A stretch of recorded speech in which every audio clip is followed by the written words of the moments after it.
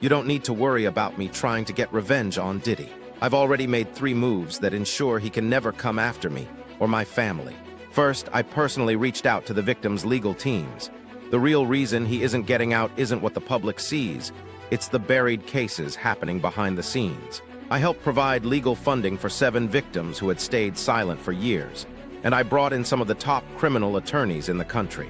Second, I quietly bought out every potential business deal he had lined up after release. This wasn't sudden. I planned it 2 years in advance. So by the time he was sentenced and still believed he might walk free, every partner had already walked away from him. Third, it's not just evidence, it's backups. This is a minefield that's been buried for over 20 years. I uncovered secrets spanning 3 decades, supported by testimonies from victims. We interviewed more than a dozen people he manipulated, threatened, or harmed. You think that's harsh? No, he destroyed lives for decades. I'm just making sure he spends a few extra years in prison for it. I'm not afraid of his people. I'm not afraid of his threats. I know he's still sitting in there fantasizing about a comeback, but the truth is, he's never coming back. It's really hard for y'all to discern what's real and what's true, you know? And I've been seeing y'all memes and stuff. People be making memes. I see the memes. I see them now. Some of that stuff is funny. Some of it's funny. But I haven't addressed any of this publicly, but I just want to say this very clearly. I don't have to do with Puffy, so y'all can stop all them memes.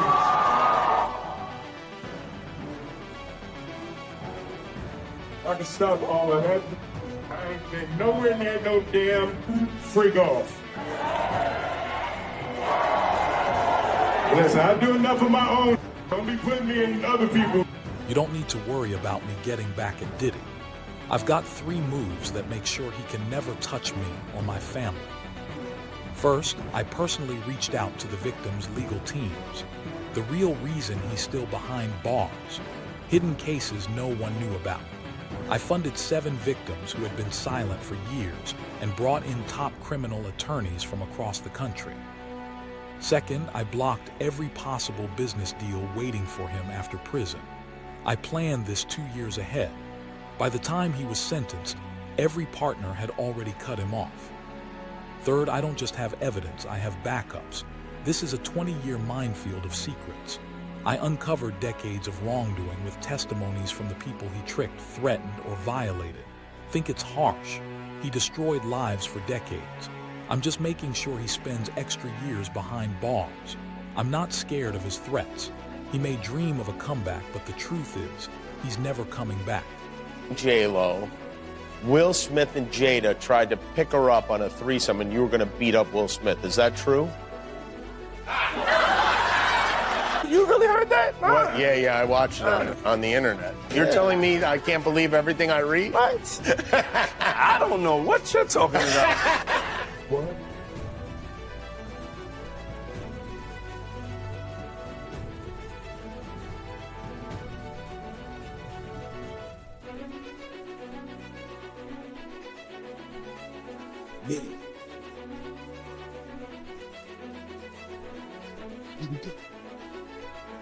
Some of the biggest names in entertainment lived in a shared silence, not because questions didn't exist, but because asking them carried a cost. Now, 50 Cent's documentary is breaking that silence, not with accusations, but with structure. As attention turns back to Diddy and Will Smith, one question rises above all. What stayed hidden for years, not because it was invisible, but because silence made it untouchable? He should have never slapped Chris. I'm not watching the movie. It's not happening. You don't understand. Do you understand why he slapped Chris? Did you see in that moment from probably what he was dealing with? What was he dealing with? What the f was he dealing with? Something made him slap his brother, No, man. something didn't make him snap anything. He laughed at that bad joke that Chris said like everybody else. And then Jada looked at him and it was like the Manchurian Candidate. Not the Manchurian. I have to ask before we get out because I don't want to forget it. Your earrings just reminded me of Black Power, Black Excellence, and I just need your take on it because Emancipation comes out in 1 hour. Came out December 9th, which is today's the 9th, That's right? such a fucking below the belt fucking question. No, but I just got It's the only below the belt question that you ask because you already know what's gonna happen. Don't front. We've been down there. Fuck Will Smith. No, wait. He can kiss my ass. Wait. He should have never slapped Chris. I'm not watching the movie. Damn it. It's not happening. You don't understand. Do you understand why he slapped Chris? Did you see in that moment from probably what he was dealing with? What was he dealing with? Shit, I don't know. What the fuck was he dealing with? Something made him slap his brother. No, something didn't make him snap anything. He laughed at that badass joke that Chris said like every fucking body else. And then Jada looked at him and it was like the Manchurian Candidate. Not the Manchurian. God damn it.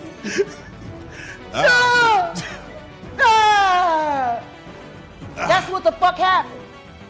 I thought there's a legion of women who said, I'm glad for Will fighting for his woman. Yeah, because they still want to believe that that sham of a fucking marriage is real. Well, there you go. He ain't never gonna be Tupac, and she proved it when she fucked August Alsina. Ooh, man. Yeah. They're both bisexual. They do weird things in their house, and young men have left their house fucking screaming to get away from them in their mentorship. Meek Mills. Bashir Gray. Hollywood had a simple rule: say nothing, wait it out, let the buzz die down. It worked until it didn't. 50 Cent's documentary hits when staying quiet is no longer an option. Those who should have spoken didn't. Now the truth is stepping forward. It all started, we was in Atlanta. And this story starts when I'm with Puff and he's in the exotic bookstores and he's doing shopping, right? He's shopping, getting his stuff and everything like that. So, you know, this is the first time I was ever in an exotic bookstore with Puff. So, you know, I'm giving him his space. He's taking things off the shelves and stuff like that because they gave him a brown paper bag. When they gave him a brown paper bag, he was just putting stuff in there.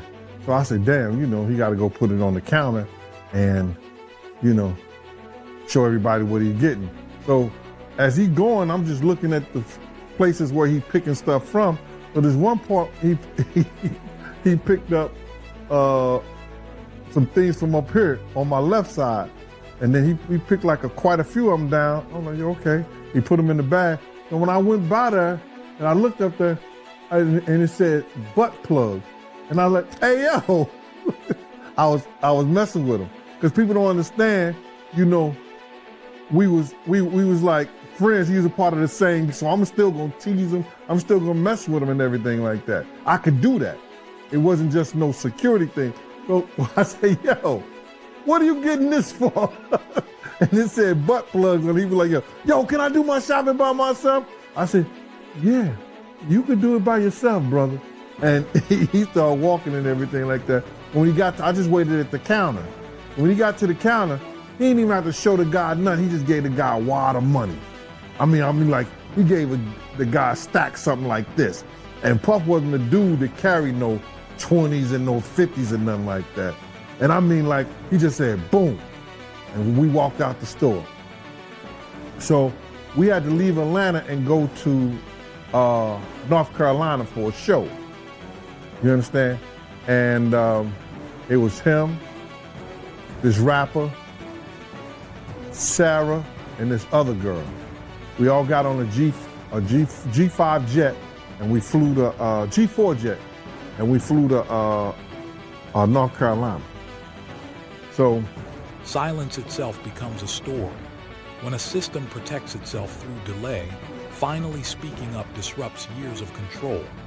If silence held power for decades, what does its collapse reveal about what was protected and who benefited from it? They were in the room, and they would go in the room with another couple, right? And I've seen some things happen in the jacuzzi. Like when I'm the only one could go to the room 9 times out of 10. When Puff was the one who, you know, was in the presidential suite, I'm the only one allowed. I gotta watch the door. No one can get into that door I'm the only one that had the pass key or whatever. You know what I'm saying? And then sometimes you would hear a boo boo boo boo, a thump or whatever the situation is and stuff like that. Yo, what's up? Everything good? And sometimes they would open the door. I'm right there by the door. Sometimes you see things you don't want to see. Hey, did they ever try to get you involved? Not at all. Offer you? Not at all. Puff did it one time, but that's in my book. When he was coming from Dallas, he had the snow bunnies. And I reneged on that. Nah, I'm good. Hey, did you see any celebrities Puffy did any of that stuff with, the swinger stuff with? Yeah, I did. Tell me about that.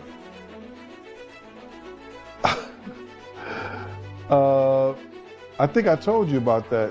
One time, him and somebody, him, Sarah, and this young girl flew from Atlanta.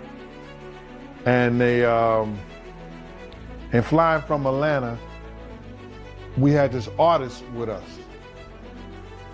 right? And we were staying in the presidential suite at the hotel. And this particular artist and Puff, they told me, don't let nobody come in the room. So I said, all right, cool. So I propped my chair by the room door. What stayed hidden wasn't a single incident, it was a pattern. Relationships normalized by success. Access explained away as coincidence. Diddy's influence was visible, yet rarely questioned beyond achievements and connections. Familiarity replaced scrutiny. Repetition dulled curiosity. What seems normal can hide the shocking truth. The movie Emancipation, how the fuck you gonna play in a movie called Emancipation and you can't emancipate yourself? Ooh. Bars. Cause you trapped in a hole. My nigga, you trapped in a hole. This bitch clowning you day after day after day after day. And once again, I hate saying these things because their children are dope. But Jaden's kind of MIA. And considering that he emancipated from their household at 16 and refused to come back, even to do family interviews. You know? Yeah. Willow's just kind of, she's dope. Too much shit happened in that fucking house. Too much shit happened in that fucking house. And meanwhile, I go to jail for defending my child and these niggas don't even get a CPS fucking visit for the kind of shit they kids see. You know? There you go. So yeah, I'll watch the movie when, I'll watch Emancipation when he emancipates himself from the hell that he lives in, that he tries to call marriage with that woman who still wished Tupac was alive. Power rarely stands alone. It thrives through proximity. Those close to it gain quietly while risk builds unnoticed. Distance is often strategic, not instinctive. The closer you are, the higher the cost of asking questions too soon. Opportunity comes first, consequences later. Who carries the risk when the story shifts? But enjoy the film, buy lots of popcorn. I ain't supporting shit he fucking dope. He's a bad representation for black men. He is literally the epitome of a ballless man. I'm sick and tired of people making our black men look weak. I'm sick and tired of that shit because I don't know no nigga that would put up with the shit that bitch done put him through. Now you could justify staying because you ain't want to cut up the money because she would have got the child support and the alimony, but the kids is grown. So if you staying now, it's either because you being blackmailed to stay or you too lazy to go. He housebroken. That don't fit right for a Philly nigga. But he did grow up in Overbrook though. He didn't technically grow up in West Philly. That was Jazzy Jeff's life he was writing about. He lived over there, not far from where Kobe Bryant grew up. That's the other side of City Avenue. He came up Overbrook, so they had big houses and he wasn't at the playground get beat up. That was Jazzy Jeff. Will Smith's public distancing marks a turning point from quiet discretion to setting clear boundaries. In today's media cycle, denial is more than a rebuttal. It's a signal. The timing matters. When distance is declared only after silence becomes dangerous, what does that say about the cost of speaking sooner? So I'm gonna get into this Diddy documentary that's been going on, man. It's still #1 as far as I know, man. I mean, I don't know how many millions of times this thing has been streamed, but this thing it's kind of crazy how big this thing actually is, you know, because us that's been following for a really long time, you know, kind of heard a lot of the stuff, man, but people are still going crazy for it, man. So what was your first reaction when you first seen it? When I first seen it, I said, damn, they stole my whole damn idea. You understand? Because I was talking to the producers, and before I talked to the executive director, and the producers knew, I was telling them what I was bringing to the table. Because I was trying to get a deal for me, Kurt, and Tim all together. Like a package deal. I wanted to try to get like $50,000 for each. A documentary changes the rules. By piecing together fragments, 50 Cent turns rumor into record. This isn't a verdict, it's an audit. It asks why some questions were ignored for years and why others faded. You know what I'm saying? So I told them what we was bringing to the table, who was going to tell the story, how they was going to tell their story. You know, I didn't know exactly what they were going to say, but I knew Tim grew up with Puff, so he can get the childhood thing. So I'm going and telling him the whole angle in which I would like for this to go. You know what I'm saying? What we was bringing to the table. I didn't know how they was going to do it, but I was saying, this is what we're going to bring to the table. Tim could start off with the childhood part of it because they grew up together. That's Tim Dog, Tim Patterson. Also, you know, he was the one who was working at Uptown. He was executive over there of A&R and all that other stuff. He went to Island Records. He used to work with over there at Arista, the whole 9 yards. Tim is the one who had the Lost Boys. If you remember the Lost Boys, yeah, you know what I'm saying? Tim was the manager of them. That was his group and everything like that. So Tim had a lot of inside and a lot of stuff to do with Puff. I had a lot of other people I could have brought to the table too. Eddie F, who taught Puff how to work the board and everything like that. Just Eddie F, Heavy D, and the boys DJ. I was going to try to get Eddie and some other people like that. But it fell through because the lady was telling me what somebody else didn't give me or what somebody else didn't pay me, and she was being disrespectful. You know what I'm saying? I thought she was a white lady. I'm finding out she's a sister. Long-form inquiry forces an industry built on forgetfulness to face the facts. Documentation replaces dismissal. But when stories compete for permanence, who decides which version survives? You know, Diddy has a long list of victims. You know, I mean, you got Cassie, Kurt Burrows, Shine, Little Rod, Mark Curry. I mean, you know what I'm saying? The list goes on of all the people who he's did wrong. You know, out of all the people you've heard of, all the stories that you heard and the stuff that you know about, you know, who do you think is like Diddy's biggest victim? Who I think Diddy's biggest victim is? Yep. The mothers. Okay. Big's mama. Wolf's mother. The people that lost their sons. They could never get that back. Especially with those people. Those are the two people that changed his life. Put him on that pedestal to be a great producer. So I believe the mothers in them that lost their sons are the biggest victims of it all. Man, that's deep, man. That's crazy, man. You know, because I mean, you know, you brought up Big and the mom, and in the documentary they even talk about Diddy not paying for the funeral, acting like he's gonna pay it, but then billing it to Biggie. What was your thoughts on that? When you seen that, were you surprised when you seen that? No, I wasn't surprised, you know, because they said that when Big died, he built the estate. He took it out of Big's his budget. You understand what I'm saying? So Yep. I wonder who got the life insurance policy. It was crazy. The response to scrutiny shows accountability is uneven. Some face consequences immediately. Others remain insulated by fame, legacy, or alliances.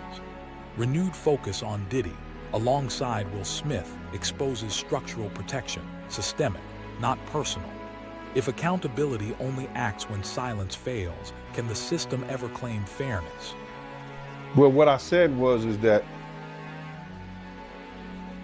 isn't it weird that the government was so interested in Diddy's baby oil that they took 1,000 bottles away from his house? If the government took 1,000 bottles of baby oil and somebody had things what appeared to be baby oil, and then you have to listen to the prosecutor. He said that they seized 1,000 bottles what allegedly to be baby oil. Allegedly to be baby oil. So that's telling people that it wasn't baby oil. And people think that that was baby oil, they out their mind. I don't believe it was baby oil. Yo, bro, when they went up in there, they knew what they was gonna find. They knew what was ever in that baby oil or that those bottles that appeared to be baby oil, they knew about that at first. You gotta realize 9 times out of 10, that individual that got caught at the airport, that was supposed to be their carrier, told them what they was doing and what they had. I wouldn't put him past that he told them everything. So when they went up in there, they knew they had to take whatever was out there, and that thing that appeared to be baby oil, they took that. They got to test every last one of them. Let's see how much, let's see how many of those come back to be baby oil. Bro, listen to me. Costco don't sell that much baby oil. Where you know sell that much baby oil? Yeah, I don't know any store that sell that much baby oil. I know Costco, they came out and said that they don't even sell baby oil. My sentiments exactly. But you personally, right, what do you believe was in the baby oil? If you ever seen a massage parlor being raided and they walking out the people, do they take the massage oil with them when they go? No, they just walk out the people who are. Silence is incentivized. Careers grow through access, stability, and alignment. Dissent risks exclusion. The documentary shows silence as currency, traded for opportunity, preserved by fear. When speaking honestly threatens survival, quiet becomes rational. In such a system, true transparency is impossible. Let's get right into it. Diddy, he got indicted. You called it, man. A few weeks ago, you was on the platform and you said that he was going to get arrested in September. Yeah, man. Anybody who in law enforcement or people know the law, when Homeland Security ran up into his house, people will tell you, or people knew that it was just a matter of time that they was going to indict him and bring him in to see the judge, bro. It was just a matter of time. I just figured out with the grand jury and their different sessions and stuff like that, and then what one of the witnesses told me, I just figured it out that it was going to be around September that they were going to bring him in, bro. People might not understand. It's difficult when you see a brother that has so much promise become an icon as far as in the music business and stuff that he did, to turn around and just tear his whole life down. But it's all because of his mentors and the people that trained him and taught him the music business. You know, it's all about the people who trained and taught him the music business, because Puff wasn't, he wasn't born a monster. You know what I'm saying? He was made into a monster, brother. Do you understand what I'm saying? He was made into a monster from the stuff that happened to him, the things that he had to do. You understand? The things that he had to do to become who he is. You know what I'm saying? You know, it's like this, brother.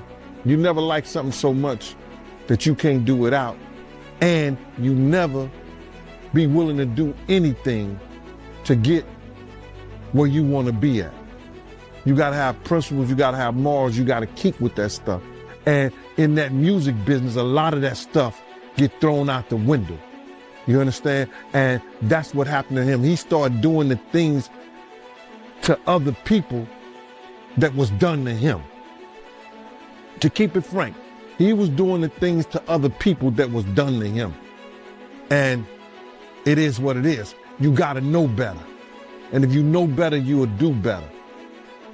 When he was in New York City, he was like that gecko from the Geico commercial. Then he turned and started going, when he lived in Cali and Miami, he turned into Godzilla. I would see him talk about how he using drugs. He was never like that. Smoking cigarettes, smoking weed and everything like that. He turned into something that you could consider a monster, bro. Then he started doing things to people, you understand, that... This story doesn't end with denial or a documentary release. It starts a reckoning. What stayed hidden now competes with public memory, attention, and documentation. 50 Cent, Diddy, and Will Smith occupy different positions, testing power and proximity. Silence once stabilized the industry. Its collapse now creates uncertainty. The final question lingers. Once silence is broken, will truth take its place? Or will the system learn subtler ways to hide it?